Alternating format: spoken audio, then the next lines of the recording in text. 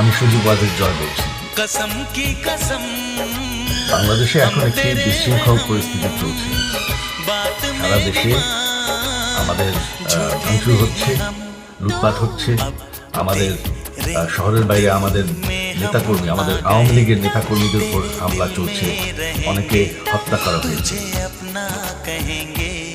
এই পরিস্থিতিতে আমি বলতে চাই, আওয়ামী লীগ হচ্ছে বাংলাদেশের সবথেকে পুরাতন গণতান্ত্রিক এবং সবথেকে বড় দল। আওয়ামী লীগ কিন্তু মরে যায়নি।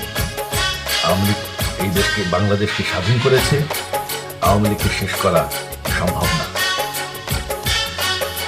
আমরা বলেছিলাম যে আমার পরিবার আর রাজনীতি করবে না, তবে আমাদের নেতাকর্মীর উপর যেভাবে হামলা হচ্ছে, এই পরিস্থিতিতে আমরা হাল ছেড়ে দিতে পারি না।